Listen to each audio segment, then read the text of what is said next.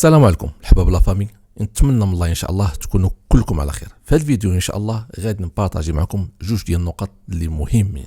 النقطه الاولى اللي هي الطريق اللي تحلى جديده، طريق السيار اللي كاينه ما بين طيت من الليل وبرشيد، واللي كدوز على الهراويين وكدوز على مديونه وكدوز على مديونه. والنقطه الاخرى اللي هي غنبارطاجي معكم الشونجور او المحول اللي كاين حدا النواحي ديال سيدي معروف، اللي كاين حدا مسيو بريكولاج. الا الناس اللي كانوا جايين في الطريق الفوقانيه كيفاش ممكن يدوزوا الطريق التحتانيه اللي كدوزهم المطار. اذا موقع الى نقول لكم السلام عليكم حباب لا فامي. نتمنى ان شاء الله تكونوا كلكم على خير. الفيديو ديال اليوم ان شاء الله غادي يكون شويه سبيسيال، ماشي بحال الفيديوهات اللي عندي. حنا دابا هنا كاينين في المحطه ديال افريقيا اللي كاينه في حدا شارع تادات اي حدا سيدي مسعود، ولكن غادي تكون انطلاقه من هنايا باش نبارطاجي معكم الطريق او القنطره الجديده اللي تحلات ديال سيدي معروف، اللي كتكون جاي من الرباط زناته وكتوصل اتجاه ديال سيدي معروف. ديك القنطره المعلقه اللي كانت تما، فدابا مؤخرا قادوها ولات كتعطي واحد يعني الانسجام في الطريق والسلاسه باش الواحد يدخل منها. هذه دابا هاد الطريق هذه بحال كتجي دابا من تادات كتدخل من هنايا، وهنا فاش كتندمج مع طريق السيار. دابا هاد البلايص هادو كلهم قادوهم، وهاد الطريق هذه اللي عجبني فيها ما شاء الله فيها ثلاثه ديال لي فوا. يعني دابا ملي غتكون جاي بحال هكا كاينه الرباط والسبيت وحي التشارك كلهم بقاو في الظهر ديالي، ولكن ملي كتتم جاي بحال هكا في الطريق وكتتم غادي وباغي تدور الاتجاه ديال المطار سطات برشيد مراكش، كنتي كتوصل حتى الجهه اللي كانوا فيها الاشغال تحت القنطره ديال سيدي معروف اللي كاين حدا مسيو بريكولاج، وكنتي تما كدير واحد الويت، ماشي واحد الويت، كنتي كدير واحد الزيرو اللي كان شويه مزير وما كانش كيعطي داك السرعه او الانسجام في الطريق. فدابا هذاك تلغى، ولما تلغى خرجوا داروا واحد القنطره جديده اللي هي زوينه. دابا الا كنتي غادي بحال هكا هنا خاصك ترد البال مزيان. هنا كيبقى سيدي معروف المطار محمد خميس مراكش، خاصك تشد اقصى اليمين. الا مشيتي مع اقصى اليسار غتمشي للاتجاه ديال الجديده، ومن هنايا لما كتشد اقصى اليمين ديالك عاوتاني غادي يخرجوا لك جوج ديال البلايك. البلاكه الاولى اللي هي غتخرجك سيدي معروف، والا مشيتي نيشان غادي تخرج في المطار محمد خميس برشيد مراكش. دابا هنا اتجاه راه هذاك اللي غادي من تما ديال سيدي معروف. حنا اللي كان الغرض ديالنا هي هاد القنطره الجديده اللي كانوا كاع المغاربه كيتسناوها، وهذه هي الجماليه ديال هاد القنطره ما شاء الله. اللهم بارك، وتحيه لاي واحد خدم في هاد القنطره هذه، لان هاد القنطره هذه راه هي صنع ايدي مغربيه 100%.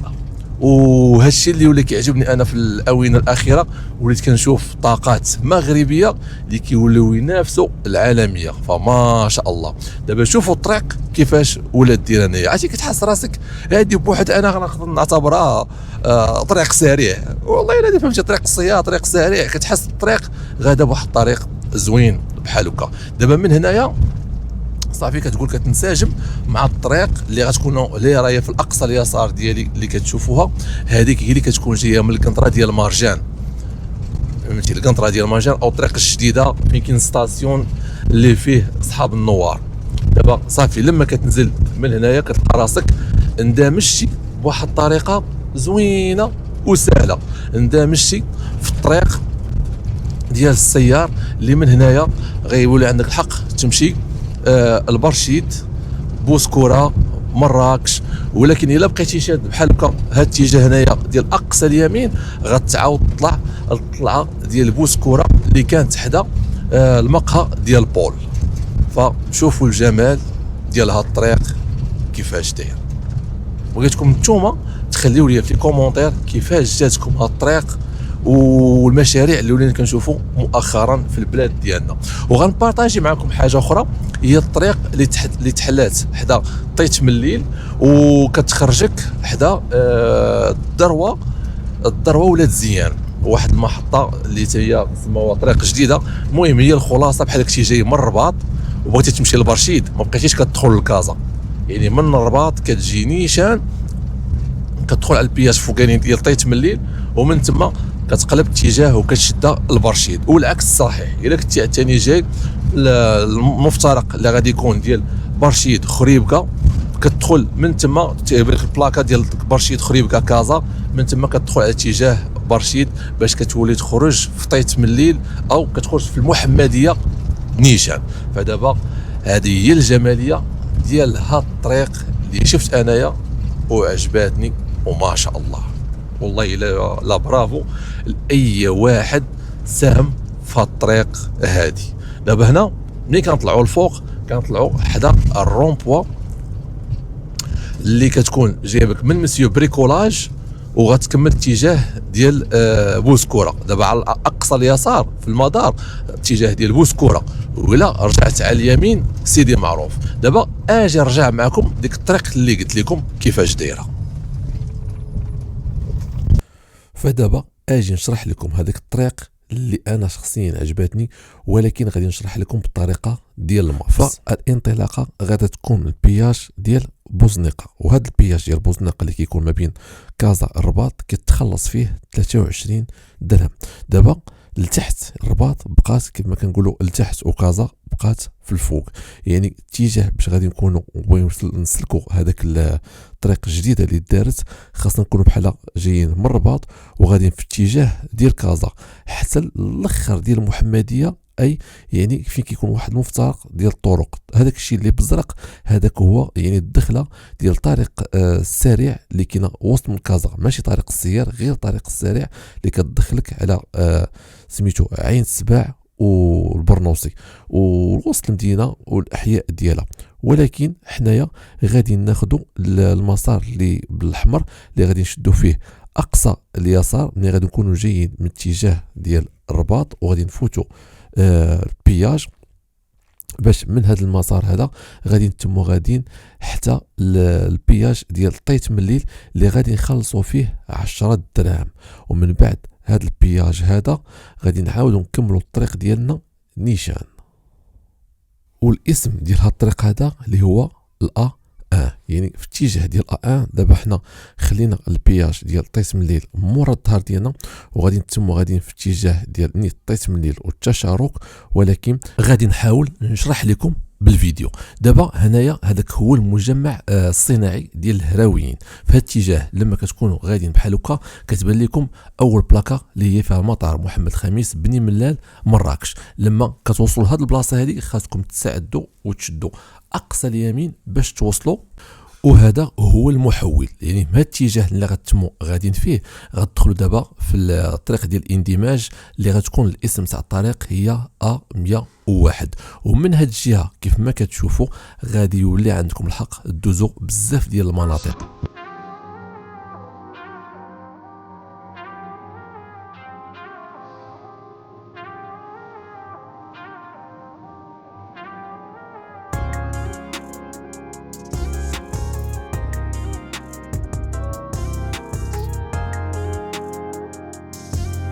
وهنايا لما كتندمج دابا في هاد الطريق هادي غادي نبارطاجي معكم شحال ديال لي كيلومتر اللي غادي تلقاو. من هاد النقطه اللي واقفين فيها المطار محمد الخامس 22 كيلومتر، والمديونه 8 كيلومتر، وبني ملال 206 كيلومتر، ومن هاد النقطه حتى لمراكش 230 كيلومتر. دابا من هاد النقطه اجي نشوفوا شنو هما المخارج اللي تقدر تخرج فيهم في هاد الطريق اللي دارت جديده. وباش نحطكم في الصوره مزيان، دابا حنا كاينين في هذاك الخط اللي بالاحمر، هذاك اللي بالزرق اللي كيف ما شرحت لكم هو اللي كيدوز وسط من المدينه ديال الدار البيضاء، هذا كيتسمى طريق سريع ماشي طريق السيار. ولكن طريق السيار فراه هي اللي كاينه بالاحمر وكاينه حتى بالخضر. هذيك ديال الخضر اللي كنت بارطاجيت معكم في الاول ديال الفيديو، وفين كاين داك الشونجور اللي كيتلاقى حدا سيدي معروف. فهنايا لما غادي تندمج في الطريق، فاول مخرج اللي غادي تلقى اللي هو ديال الهراويين الدار البيضاء الميناء، اي اللي كيخرجك على السالميه حدا البلاصه فين كيتباع الحوت، يعني حدا بلانيت هاوس. ولكن هاد البلاصه راه هي باقا كاع ما محلوله. لما غادي تشوف الخرجه واش يعني عندك الحق تخرج منها ولا لا، هنا كيبان لك مازال باقيين فيها الاشغال، ولكن ان شاء الله مستقبلا غادا تحل وغادا تكون حتى البلاصه هذه مزيانه. موراها الخرجه الثانيه اللي غادي دزنا عليها غادي تلقاو البلاصه اللي كتخرجك على طريق مديونه. هذه كيف ما كنقولوا اللي كتكون جايه من السالميه، سباته، عين الشق، وهذه مزيانه، هي اللي كاينه في ديك الرقم 5، وكاينه بحال في اللون الشيبي ديالها. يعني هذا المخرج زوين.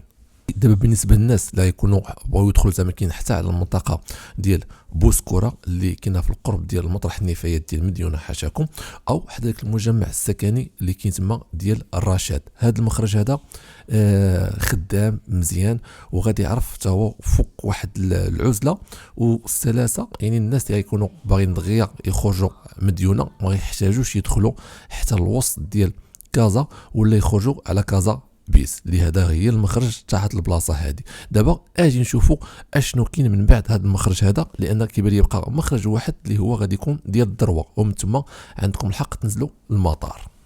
فباش نشرح لكم اكثر، دابا هاد البلايص كاع اللي شفتوا عندكم الحق تستغلوهم من بياج ديال طيس ملي اللي كان ب 10 دراهم، ممكن تخرجوا من جميع هاد البلايص هادو.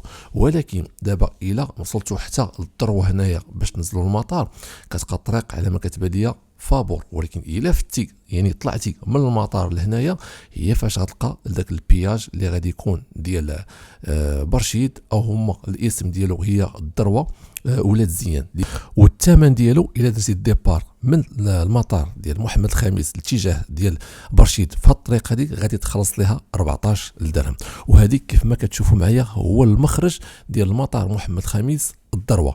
دابا غادي نعاود نرجع معكم المابس باش نشرح لكم مزيان. هذوك اللي كتشوفوا تما بالغوز الفوق هذاك هو المطار، والرقم 6 هذيك هي المخرج ديال الذروه، وهذيك الرقم 7 فراه تما هو فين كاين البياج. فدابا اجي نعاودو نرجعوا للطريق، ودابا بحال خرجنا من المطار واندمجنا في طريق السيار، وغادي تشوفوا معايا دابا في هاد الطريق هذه في الجناب ديال الطرقات بجوج كيبان لك خاوين، ولكن ان شاء الله غير مستقبلا واحد شويه غيبداو حتى هاد البلايص هادو كيعرفوا واحد الكثافه السكانيه، وغالبا هنايا غادي يوليو مجمعات سكنيه. وهذا هو البياج اللي غادي تلقاو للاسم ديالو جديد هو الذروه ولاد زيان، وغادي تخلصوا فيه 14 درهم. وغادي نشارك معكم حتى بعض الاثمنه اللي غتكون من الديبار او من البياج ديال الذروه لجميع المناطق اللي غتبغوا تعرفوا عليها. هنايا كاين هذا الجدول كامل، وكيف ما كتشوفوا معايا فالكلاس 1 اللي غتكون هي الطوموبيل والموتور، والكلاس 2